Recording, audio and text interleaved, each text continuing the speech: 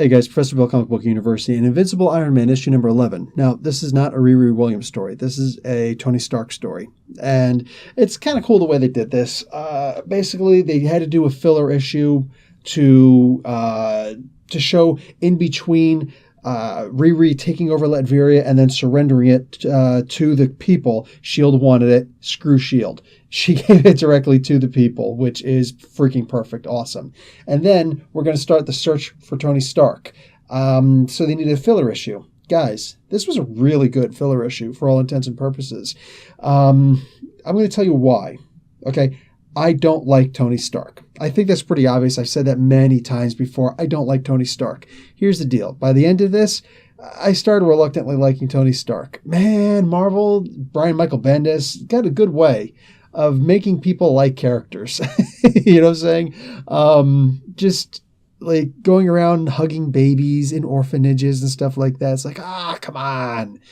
So yeah, they're trying to make it so that we like Tony Stark again, so we actually start caring about Tony Stark. I mean, some people are going to like him regardless. I don't. Just way too many flaws. Like, this guy was borderline criminal. Like, no, he actually was criminal. Make no mistake there. He absolutely was criminal, morally. All right. Unfortunately, he's a rich fat cat. He's always been able to bend the law to his own wills and desires. I'll become the director of S.H.I.E.L.D. simply because. Because why? Because I'm entitled. So, yeah, that was always Tony Stark, man. And he's always gotten what he wanted, always able to break the law, always able to go against whatever and never have any kind of repercussions for it whatsoever. Yet somehow this one issue, I suddenly feel bad for him. It's like, they're going to sit here and say that he did all these good things, but never advertised it. You know, he pulled a Batman. First off, he's talking about, Tony Stark always called all of his enemies the Rogues Gallery. Like, come on, man. Stop stealing from the Flash and from Batman. Come on, dude. So he also funds their psychiatric help, their therapy sessions, but anonymously. And that's something that you'd figure that Bruce Wayne would absolutely do in Arkham. You know what I'm saying? So maybe they've even said it before, and I don't know. I don't, maybe missed those issues where he said something like that. But that perfectly sounds like something that Bruce Wayne would do in the first place. So, wow. I'm impressed that they were able to get me to like him. And they actually just gave 3 stories. And the stories were good. These were actually really good. And they had different artists jump in. At one point, it was really obvious because it went from a really good, solid art style to a manga style. And I'm not saying that manga isn't good. It's just that's a huge difference from a standard style, standard by American standard, to suddenly switch to manga. I was like, whoa, dude, what the frick is going on here? Everybody looks chibi all of a sudden. Anyway, I did like the Mary Jane story the best. I thought that was cool because at first she's like, I spent the night with him. I'm like, oh God, don't tell me. No, because I hate Tony Stark and he doesn't deserve that kind of pleasure. You know what I'm saying? And just no.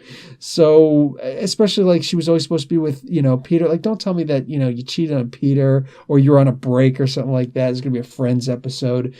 No. So instead, she spent the night with him at a bar just talking. Good. Good girl. Nice. Good. I mean, do whatever you want, but just not with him. Anyway, it was good. It was a really good story. I enjoyed it. The Riri Williams story was pretty cool. All of a sudden, boom, in a Skrull invasion. Her showing up was really funny because she just shows up, feet, 1 foot up in the air, like she's giving somebody, their most romantic kiss ever, and she just lands. And she's like, "Oh, hi." It reminds me of that ridiculously famous scene from The Room, worst movie ever, where, I did not hit her. I did not hit her. I did not hit her. Oh, hi, Mark. That's a scene that reminded me from. Oh, hi, guys. And they did address the Latveria situation. So, yeah, all in all, this was a good comic. I'm going to give this an A. It was probably the best filler issue that I've ever seen. Not only for just keeping it enjoyable, but also leading into the next story, the search for Tony Stark, because somehow Tony Stark's comatose body has gone up missing. Okay, translation. He woke up or he had some kind of contingency plan. Either way, he doesn't want to be there anymore. So yeah, there's that. He probably went over to take over Symkaria. Silver Sable. She just got her country back, and here comes Tony Stark. Yep, mine. Anyway, so yeah, and on top of that, it also made me feel good about Tony Stark. Damn it, Brian Michael Bendis, I'll never forgive you for this. Anyway, guys, Professor Bell, Comic Book University. Class dismissed.